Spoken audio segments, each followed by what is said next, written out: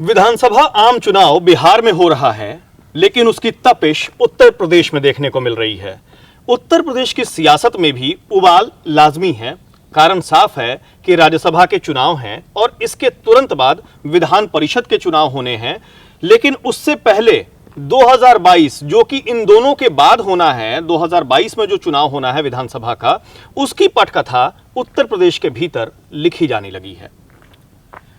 मायावती यानी बहुजन समाज पार्टी की सुप्रीमो,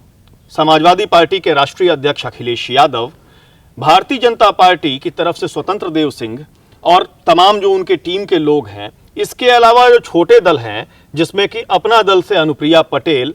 इसके अलावा तमाम अन्य और जैसे सुभाषपा उसके राष्ट्रीय अध्यक्ष जो हैं, ऐसे तमाम लोग हैं जो अपने अपने पाले में लोगों को खींचने के लिए अब रणनीति और गोटियां सेट करने लगे हैं।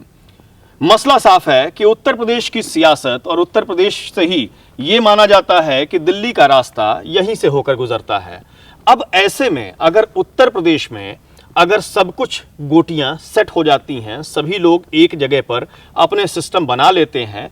तो दिल्ली का जो तख्त है वहां तक पहुंचना आसान हो जाएगा। ताजा मामला जिस पे हम लोग चर्चा करेंगे आज, वो है राज्यसभा चुनाव का। राज्यसभा चुनाव में जिस तरीके से घटनाक्रम हुए हैं, उन घटनाक्रमों की अगर हम बात करें तो आपने देखा होगा कि बहुजन समाज पार्टी सबसे ज्यादा पशोपेश में है और इसका एक एडवांटेज समाजवादी पार्टी को मिल रहा है। आपको याद होगा, आपके दिमाग में एक सवाल चल रहा होगा कि 2019 में जब साइकिल और हाथी एक साथ थे, उसके बाद बड़ी बड़ी बातें की गई थी। फिर वोट ट्रांसफर का आरोप लगा करके बहन जी ने यह कहा था कि अखिलेश यादव की पार्टी यानी समाजवादी पार्टी का वोट फैक्टर जो है, वोट बैंक जो है, वो उनको नहीं मिला, वो ट्रांसफर नहीं हुआ। उसके बाद से आरोप प्रत्यारोप, फिर दलों में राजनीति शुरू हुई, दलगत राजनीति। तमाम ऐसे जो नेता थे, विधायक थे, मंत्री थे, पदाधिकारी थे, वो लोग एक दूसरे पार्टी में आना जाना शुरू किए, लेकिन सबसे ज्यादा डेंट बहुजन समाज पार्टी को मिला। समाजवादी पार्टी अगर राज्यसभा चुनाव के दरमियान देखें तो उसने ये वादा किया था और अपने आकलन के हिसाब से भी, जो आकलन है और आंकड़े जो हैं उनके हिसाब से भी, राज्यसभा के लिए एक सीट के लिए ही पर्याप्त मत हैं उनके पास। राज्यसभा में एक मत के लिए तकरीबन 37 वोटों की आवश्यकता है, यानी 37 वोट अगर होंगे तो आपका एक प्रत्याशी विजयी हो सकता है। इस लिहाज से भारतीय जनता पार्टी के पास एक अच्छा बहुमत है, यानी तकरीबन 8 राज्यसभा उम्मीदवारों को वो उच्च सदन में भेज सकती है। अब ऐसे में बहुजन समाज पार्टी सबसे ज्यादा घाटे में है, क्योंकि इनके पास 18 वोट हैं और इन्होंने एक प्रत्याशी उतारा था, रामजी गौतम को। प्रत्याशी उतारने के साथ इस बात की कोशिश की गई थी कि सीधे तौर पर बहुजन समाज पार्टी, भारतीय जनता पार्टी अन्य छोटे दलों से मिल करके एक रणनीति बनाते हुए अपना जो वोट बैंक है उसको मेंटेन करेगी और राज्यसभा में एक प्रत्याशी भी भेजेगी। लेकिन अखिलेश यादव का जो दांव था, अखिलेश यादव ने जो दांव चला, उससे सारी चीजें वो कहीं ना कहीं फेल हो गई। बहुजन समाज पार्टी फेल्योर हो गई, क्योंकि जो बहुजन समाज पार्टी के प्रत्याशी के यानी रामजी गौतम के जो प्रस्तावक थे, उनमें से 5 विधायक समाजवादी पार्टी के खेमे में जा बैठे, उनके पाले में जाकर मिल गए। अब ऐसे में बहुजन समाज पार्टी की तरफ से बहन मायावती ने एक रणनीति बनाई और अब बदले की राजनीति शुरू हो गई। यानी पहले तो लड़ाई यहां पर हुआ करती थी कि जो भी गैर भारतीय जनता पार्टी, गैर आरएसएस का जो भी होगा या गैर एनडीए का, उसको समर्थन देने की बात कही जा रही थी। लेकिन उत्तर प्रदेश के भीतर अब नया सियासी रंग शुरू हो गया है। हालांकि मायावती के बारे में कहा भी जाता है कि मायावती से दोस्ती और दुश्मनी बहुत ज्यादा दिनों तक टिकती नहीं है। 1995 में भी आपको याद होगा जब मुलायम सिंह यादव की सरकार हुआ करती थी और उस सरकार के दरमियान भी बहन मायावती ने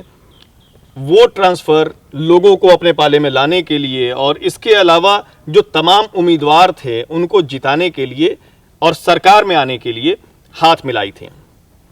उस दरमियान काशीराम भी हुआ करते थे और काशीराम ने भी मुलायम सिंह यादव के साथ रणनीति बनाई और उसके बाद सरकार बनी।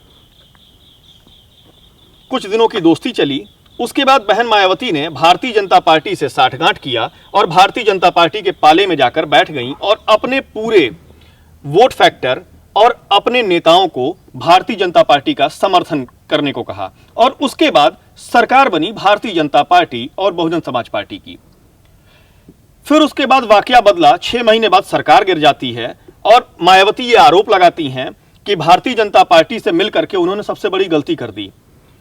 यानी आप देखिए, गलतियों का दस्तूर और मायावती का फितूर ये हमेशा एक साथ और एक संयोग के साथ चलता रहता है। मायावती हमेशा जो है वो इस रणनीति पे रहती हैं कि जब तक उनके दिन ठीक रहते हैं, यानी वो जब तक सिस्टम में बनी रहती हैं, तब तक उनकी दोस्ती चलती है और जैसे ही उनका सिस्टम गड़बड़ होना शुरू होता है, माहौल वो बदल देती हैं और उसके बाद सरकार में रणनीति भी बदलनी शुरू हो जाती है, दोस्ती दुश्मनी में तब्दील हो जाती है। वोट ट्रांसफर की बात जो कही जाती थी वो कहीं ना कहीं वोट ट्रांसफर भी नहीं हो पाता है। ये सारे वाकये मैं इस वजह से आपको बता रहा हूं क्योंकि 2022 में विधानसभा का आम चुनाव होना है और ऐसे में भारतीय जनता पार्टी की जो वर्तमान सरकार चल रही है उसके लिए भी यह राह आसान नहीं होगी। कारण साफ है, क्योंकि समाजवादी पार्टी तमाम उन मसलों को लेकर के, चाहे वो किसान बिल की बात करें या फिर 370 की बात करें या फिर 3 तलाक की बात करें, ये तमाम ऐसे मसले हैं। जनहित के मामलों में अगर गड्ढा मुक्त सड़कों की बात करें, भ्रष्टाचार की बात करें, इन तमाम मसलों को लेकर के सड़कों पर है। उनके फ्रंटल टीम जो है वो लगातार आंदोलित है। अब ऐसे में अगर मायावती भारतीय जनता पार्टी के साथ मिलती हैं तो क्या बड़ा कमाल कर सकती हैं। आपको एक चीज मैं बताना चाहूंगा, 2019 में आपने देखा होगा कि उत्तर प्रदेश में जिस तरीके की सियासत रची गई थी और जो 2 बड़े दल जिनके बारे में यह कहा जाता है कि MY समीकरण के साथ समाजवादी पार्टी और दलित वोट बैंक के साथ थोड़ा बहुत सोशल इंजीनियरिंग का फॉर्मूला इजाद करने वाली बहुजन समाज पार्टी एक साथ थे। कोशिश इस बात की थी कि पूरे तरीके से एक भारतीय जनता पार्टी को या NDA को सबक सिखाना है, उनको दिखाना है कि ये बड़े वोट बैंक जो हैं वो अभी भी बहुजन समाज पार्टी और अखिलेश यादव के साथ में हैं। लेकिन ऐसा हुआ नहीं। मोदी मैजिक या मोदी तिलिस्म के आगे सब धराशाही हो गए, मामला दूसरा हो गया और उसके बाद समाजवादी पार्टी और बहुजन समाज पार्टी जो कि एक सुर आलाप रहे थे, इन दोनों में आरोप प्रत्यारोप का दौर शुरू हो गया और मायावती ने सबसे पहले हाथ झटका। उन्होंने सीधे तौर पर अखिलेश यादव पर आरोप लगाया कि उनके वोट यानी यादव वोट जो थे वो ट्रांसफर नहीं हुए। यही सेम आरोप अखिलेश यादव की तरफ से भी लगाया गया कि मायावती के जो दलित वोट हैं वो वोट वहां से ट्रांसफर नहीं हुए। अब 2022 में बहन जी ने सीधे तौर पर यह कहा है या फिर यूं कहें कि दबी आवाज में वोट ट्रांसफर और भारतीय जनता पार्टी के प्रत्याशियों को समर्थन देने की बात कही है, तो इसके पीछे का आशय भी समझिए। ये कहीं दोस्ती की ओर तो नहीं बढ़ रही हैं, जैसा कि मसला इससे पहले भी होता हुआ दिखाई दिया है। बहन मायावती हमेशा भविष्य को देखती हैं कि किस तरीके से भविष्य सुधरेगा और किस तरीके से जो पूरा मसौदा है बहुजन समाज पार्टी का वो फिर से एक बेहतर स्थिति में आएगा। अब ऐसे में अगर भारतीय जनता पार्टी को वो समर्थन देती हैं और समाजवादी पार्टी के उम्मीदवारों को अगर विधान परिषद चुनाव में वो सबक सिखाने की बात कर रही हैं, तो साफ जाहिर है कि मायावती अभी से भारतीय जनता पार्टी की टीम बी के तौर पर काम करना शुरू कर दी हैं। और इसका फायदा आपको एक चीज मैं बताना जरूरी समझता हूं, द यूपी खबर पूरी जिम्मेदारी के साथ ये बात आपको बताना चाहता है कि इसका फायदा ऐसा ना सोचे कि भारतीय जनता पार्टी को मिलेगा, क्योंकि भारतीय जनता पार्टी के पास उस लिहाज से वोट बैंक जो है वो पर्याप्त है। अभी भी इस कंडीशन में भारतीय जनता पार्टी है कि विधान परिषद में तकरीबन 8 सदस्यों को वो भेज सकती है। लेकिन सबसे बड़ी दिक्कत अगर आ रही है तो वो आ रही है बहुजन समाज पार्टी के साथ और दूसरे नंबर पर समाजवादी पार्टी के साथ, क्योंकि समाजवादी पार्टी वहां पर भी 2 ही व्यक्तियों को भेज सकती है, जिसका कि अभी विधान परिषद में उच्च सदन में ठीक ठाक हथप्रभ है। तकरीबन 6 सीटों पर काबिज है समाजवादी पार्टी, लेकिन उनका आंकड़ा घटेगा। चूंकि उस समय 224 विधायक उनके पास थे, अब जो है महज 47 विधायक हो गए हैं, तो ये अपने आप में एक बड़ा फैक्टर होगा। लेकिन अभी भी एक चीज समझने की आवश्यकता है कि जिस तरीके से मायावती राजनीति कर रही हैं, रणनीति बना रही हैं, उससे उनका फायदा होता हुआ तो नहीं दिख रहा, लेकिन समाजवादी पार्टी को वो डेंट करने के लिए अब तैयारी और कील कांटे बिछाने शुरू कर दी हैं। दूसरी चीज महत्वपूर्ण हो जाती है समझने की कि 2022 में यानी विधान परिषद का चुनाव अगर होता है और उसके बाद जब 2022 का आम चुनाव होता है, उस आम चुनाव में जो रणनीति बनाई जाएगी, उस रणनीति में अगर भारतीय जनता पार्टी और बहुजन समाज पार्टी अगर एक साथ एक पाले में आके चुनाव लड़ते हैं तो निश्चित तौर पर एक बड़े धड़े को परेशान कर सकते हैं, जिसमें कि तमाम वो फ्रंटल टीम्स होंगी, जिसमें हम बात करेंगे समाजवादी पार्टी की, बात करेंगे कांग्रेस की, बात करेंगे सुभाषपा की, अपना दल की, पीस पार्टी की, निषाद पार्टी की। ये तमाम ऐसे दल हैं, छोटे बड़े दल, जो कहीं ना कहीं पशोपेश में होंगे, क्योंकि अभी भी ये माना जाता है कि दलितों के वोट बैंक में बहन मायावती का एक अच्छा हथप्रभ है, एक अच्छा आंकड़ा उनको मिलता है दलित वोट बैंक का। लेकिन 2019 के बाद ये भी तिलिस्म टूटा था। समाजवादी पार्टी और बहुजन समाज पार्टी इसी कारण मिले थे कि MY समीकरण के साथ समाजवादी पार्टी और दलितों और मुसलमानों के वोटों के भरोसे बहुजन समाज पार्टी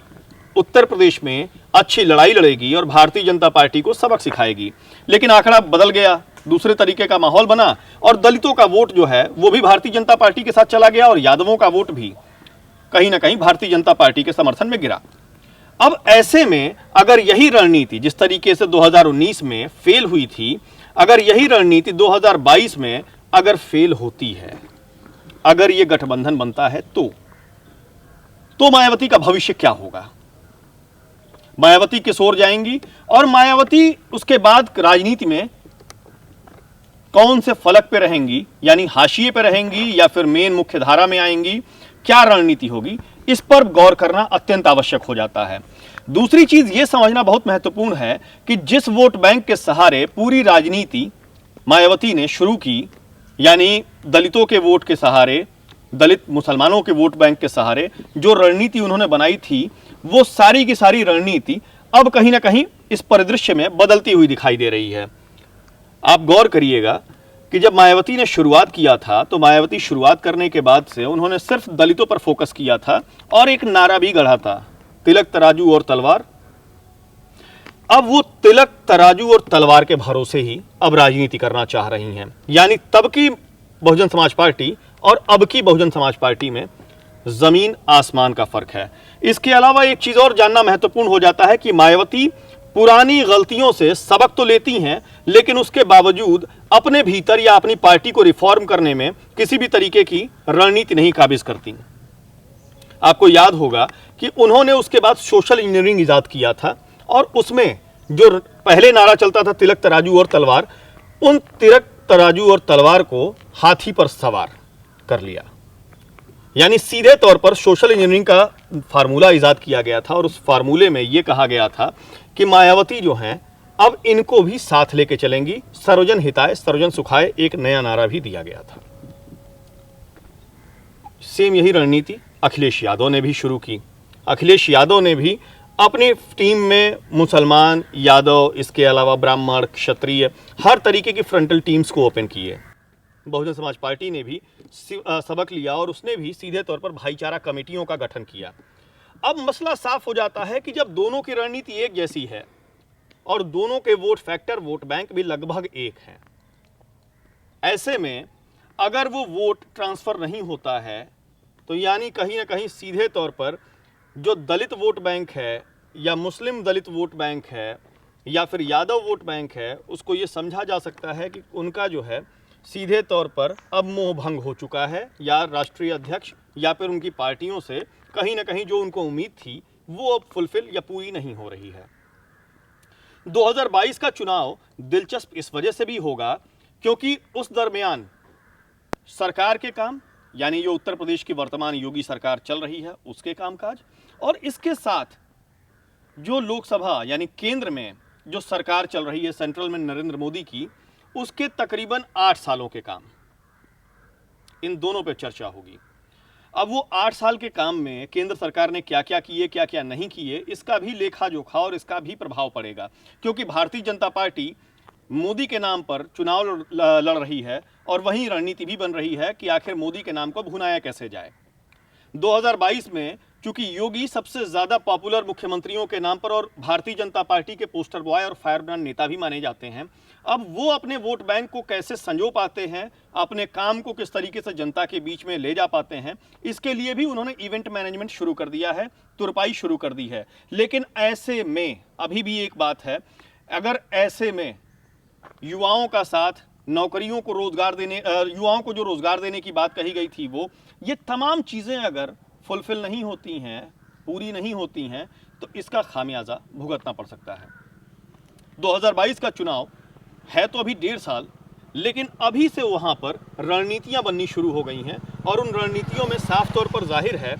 कि किस तरीके से सरकार में वापसी किया जाए, किस तरीके से सरकार में एक बार फिर से अपना दखल बढ़ाया जाए। इन सभी चीज़ों को लेकर के कहीं ना कहीं अब रणनीति बननी शुरू हो गई है और इन रणनीति के पीछे भी रीज़न साफ है। सत्ता में वापसी को लेकर के मायावती भी बेचैन है, अखिलेश यादव की भी बेचैनी है कि किस तरीके से सत्ता में फिर से वापसी किया जाए। और भारतीय जनता पार्टी के खेमे में भी इस बात को लेकर उत्साह है, क्योंकि केंद्र में सरकार है और जिस तरीके से उत्तर प्रदेश में योगी आदित्यनाथ लगातार काम कर रहे हैं, अपनी बातों को जनता के बीच में रख रहे हैं, भारतीय जनता पार्टी भी इस बात की कोशिश करेगी कि उसका फायदा उनको मिले। लेकिन अभी भी जो रणनीति राज्यसभा चुनाव, विधान परिषद चुनाव से पहले बनते हुए दिखाई दे रहे हैं, ये कहीं ना कहीं उत्तर प्रदेश 2022 विधानसभा आम चुनाव के पहले का लिटमस टेस्ट और नई दोस्ती